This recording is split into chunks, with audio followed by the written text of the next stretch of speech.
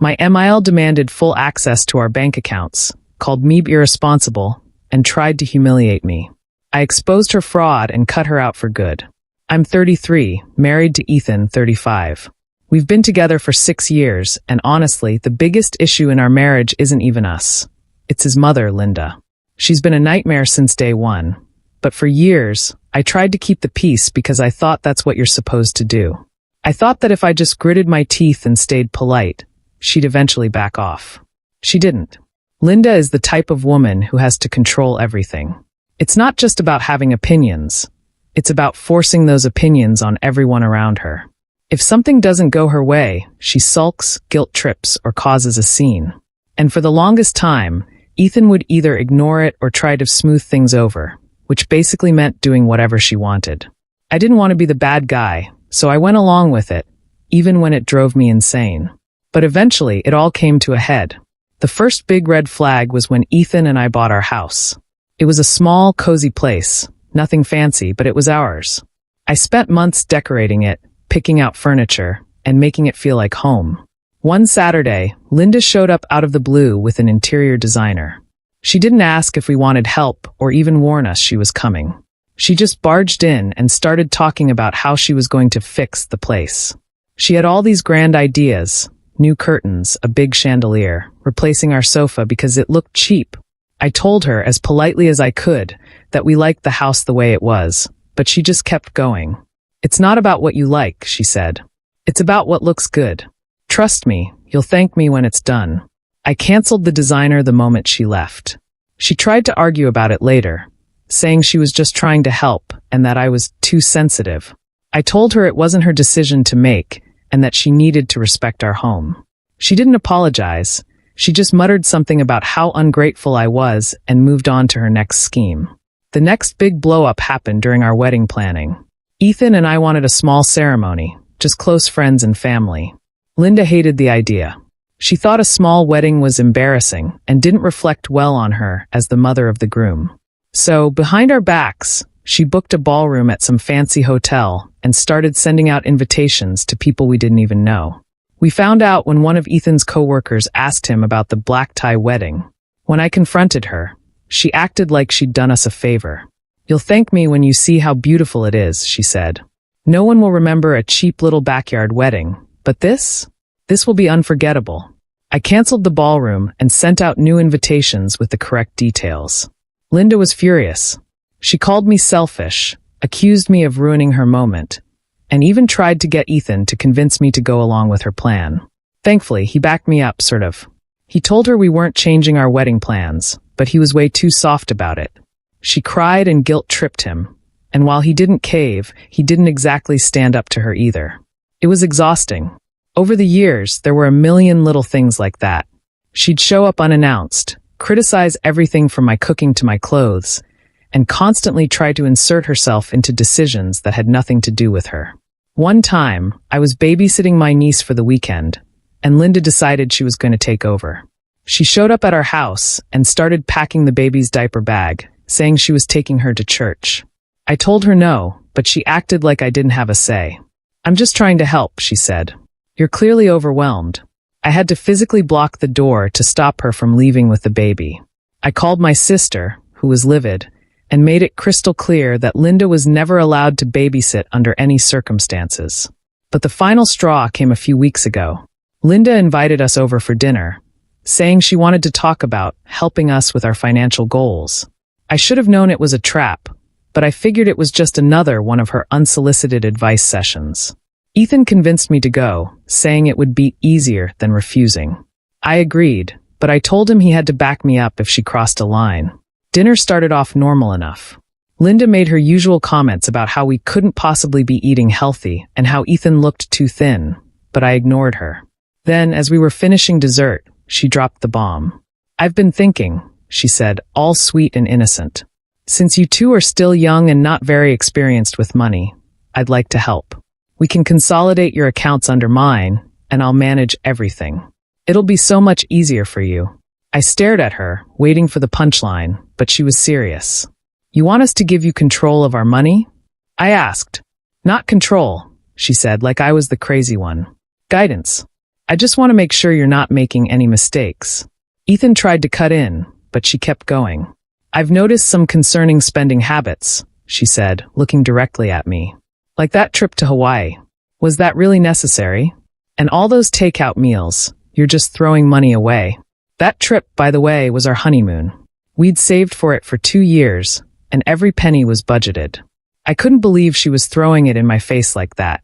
Our finances are fine, I said, trying to keep my voice calm. We don't need your help. She smirked. If you've got nothing to hide, then why not let me see your financial records? I can make sure everything's in order. I looked at Ethan, expecting him to shut her down, but he just sat there, looking uncomfortable.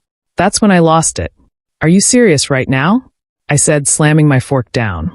This is none of your business, Linda. None. We don't need your help, and we're not giving you access to our accounts. She tried to play the victim, acting like I was attacking her. I'm just trying to help you avoid mistakes. You're being so defensive. Ethan finally spoke up, telling her she'd crossed a line, but by that point, I was done. I stood up, grabbed my coat, and told Ethan I was leaving. Are you coming or not? I asked. To his credit, he followed me out the door, but the fact that he didn't shut her down immediately still stung. The next day, I made an appointment with a financial advisor. I wanted to make absolutely sure that our finances were in order, not because I doubted myself, but because I wanted to shut Linda up once and for all. The advisor reviewed everything and said we were doing great, better than most couples our age. We were on track with our savings, our investments were smart, and there was no sign of the irresponsibility Linda kept accusing me of. I invited her over that weekend to confront her. When she walked in, she immediately started critiquing the house again, saying something about how the curtains looked cheap. I cut her off. Linda, we need to talk, I said. Sit down. She gave me a wary look but sat. I had our finances reviewed by a professional, I said. We're doing great. Better than great, actually. So whatever ideas you have about us being irresponsible or needing your help, you can drop them right now. She tried to backpedal, saying she was just concerned and didn't mean any harm, but I wasn't having it. No, Linda. This isn't about concern. This is about control. You've been crossing boundaries for years, and I'm done putting up with it. From now on, you will stay out of our business. If you can't respect that, you won't be welcome here anymore. She sputtered, trying to play the victim again, but I stood my ground. I told her in no uncertain terms that her behavior was unacceptable and that she needed to back off. Ethan backed me up this time, telling her she'd gone too far and that we were setting boundaries. She didn't take it well. She stormed out, called Ethan later that night to cry about how mean I was, and even tried to get other family members involved. But I didn't care anymore. I blocked her on everything, social media, phone, email. She's not part of my life anymore, and I don't regret it one bit. If she wants a relationship with Ethan, that's up to him. But as far as I'm concerned, she's done. The story continues because Linda, being Linda, didn't back off quietly after that confrontation. I had hoped cutting her off would force her to reevaluate her behavior, but instead, it only fueled her entitlement. A week after I blocked her, Ethan got a call from his cousin, asking if everything was okay. Confused, Ethan pressed for details, and it turned out Linda had been spreading lies about us to the entire family. She told them we were in financial ruin, that I was driving Ethan into debt, and that we had kicked her out of our lives because we didn't want to hear the truth. She painted herself as the victim, claiming she was only trying to help and that I had brainwashed Ethan against her. I was furious, but more than that, I was done being quiet about her antics. Ethan and I called a family meeting, inviting everyone she had been gossiping to. We wanted to set the record straight, not just for our sake, but because this was becoming a pattern. Every time Linda didn't get her way, she'd stir up drama and try to turn people against me. It was time to put an end to it. The meeting was tense from the start. Linda walked in with a smug expression, clearly thinking she could charm or manipulate her way out of this. The rest of the family looked uncomfortable, but curious, like they were waiting to see who would make the first move. I didn't waste any time. I stood up and addressed everyone directly. We asked you all here because we've heard some pretty ridiculous things being said about us, I began. Linda has been telling people that Ethan and I are in financial trouble, that I'm irresponsible with money, and that we've cut her off for no reason. None of that is true. Linda immediately jumped in, putting on her best hurt mother act. I was just trying to explain what's been going on. People deserve to know the truth. The truth? I shot back. The truth is that you've been meddling in our lives for years. You've criticized everything we do, tried to control our wedding, our home, and even our finances.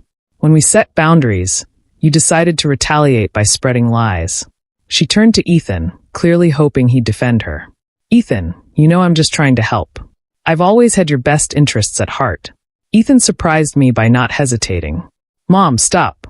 This isn't about helping, it's about control. You've been pushing boundaries for years, and we're done letting you interfere in our lives. The room went dead silent. I could see the wheels turning in everyone's heads as they realized this wasn't just a petty family squabble. Some of them started nodding, clearly recalling their own encounters with Linda's overbearing behavior. Linda, however, wasn't ready to give up. I'm your mother, Ethan. I have a right to be concerned. And honestly, she said, turning to me with venom in her voice, I think the problem here is her. Ever since she came into your life, you've been distant from your family. She's poisoned you against us. I wasn't going to let her rewrite history. Linda, the only person driving a wedge between Ethan and his family is you. You've disrespected me, manipulated Ethan, and made everything about yourself. If anyone's poisoning relationships, it's you. Several relatives chimed in at that point, recounting their own experiences with Linda's entitlement. One cousin mentioned how Linda had tried to control their wedding plans, too. An aunt shared how Linda had once shown up uninvited to a family vacation, insisting she was just trying to join the fun, but ended up causing so much drama they cut the trip short. The more people spoke up, the more obvious it became that Linda's behavior wasn't just directed at me. It was a pattern. By the end of the meeting, Linda's facade had crumbled. She tried to storm out, but not before throwing one last barb my way. You've turned him against me. You'll regret this. I didn't even flinch. No, Linda. You did this to yourself. After she left, several family members apologized for believing her lies. Some even offered their support, saying they admired how Ethan and I had stood up to her.